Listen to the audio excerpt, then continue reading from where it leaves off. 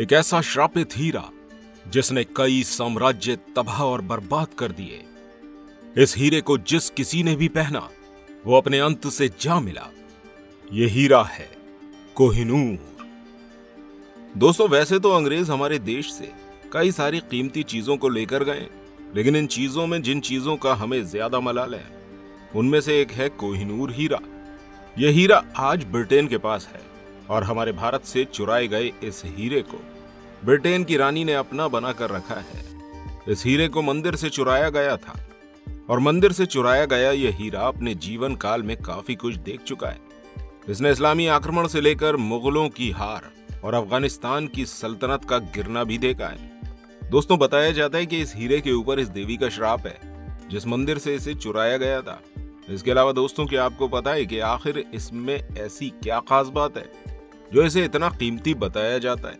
चलिए पहले इस हीरे के इतिहास को जानते हैं। 14वीं शताब्दी में इस हीरे को अलाउद्दीन खिलजी ने दक्षिण भारत से चुराया था और उस समय यह हीरा एक विशाल मंदिर के अंदर देवी की आंख पर जड़ा हुआ था।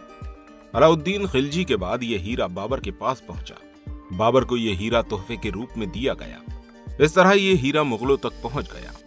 बाबर से हीरा शाहजहां और शाहजहां से यह हीरा उसके बेटे औरंगजेब तक पहुंच गया। दोस्तों, जब औरंगजेब के पास यह हीरा पहुंचा तो औरंगजेब ने इसे और चमकदार बनवाने के लिए इसकी और कटाई करवाई, लेकिन कटाई के समय इस हीरे को इस तरह से काट दिया गया कि 993 कैरेट का यह हीरा सिर्फ 186 कैरेट का ही रह गया। लेकिन अभी भी 186 कैरेट का यह हीरा काफी ज्यादा कीमती था। यह हीरा कई सालों तक मुगलों की शान बना रहा, लेकिन इसके बाद साल 1739 में दिल्ली के ऊपर नादिर शाह ने हमला कर दिया और इस हमले के बाद मुगलों की सभी संपत्ति नादिर शाह की हो चुकी थी। लेकिन कुछ समय के बाद नादिर शाह की भी किसी ने हत्या कर दी और यहां से यह हीरा उसके पोते के पास पहुंच गया, जिसने इस कोहिनूर हीरे को अफगान सल्तनत की स्थापना करने वाले अहमद शाह दुर्रानी को तोहफे में दे दिया। लेकिन हीरा मिलने के बाद अफगान अंपायर के ऊपर रशियन अंपायर ने हमला कर दिया और इस हमले में अहमद शाह दुर्रानी के बेटे शुजा शाह दुर्रानी की हार हो गई और वो कोहिनूर हीरे को लेकर लाहौर भाग गया। लाहौर पहुंचकर उसने पंजाब के राजा रणजीत सिंह की मदद ली। रणजीत सिंह ने उसकी मदद करी और रणजीत सिंह से खुश होकर यह हीरा रणजीत सिंह को तोहफे के रूप में दिया गया। राजा रणजीत सिंह को पता चला कि यह हीरा कितना ज्यादा कीमती है, इसलिए राजा को हमेशा इस बात का डर लगा रहता था कि इस हीरे को कभी भी चोरी किया जा सकता है। इसलिए राजा ने इस हीरे को गोविंद नगर के किले में छुपाकर रख दिया।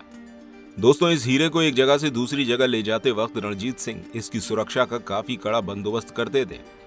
उसके बाद साल 1839 में अपनी मौत के वक्त रणजीत सिंह ने कोहिनूर हीरे को पुरी के जगन्नाथ मंदिर में दान करने का आदेश दिया। लेकिन रणजीत सिंह की मौत के बाद उनके अध्यक्ष बेलीराम ने ऐसा होने नहीं दिया। बेलीराम ने इस हीरे को अपने पास रख लिया।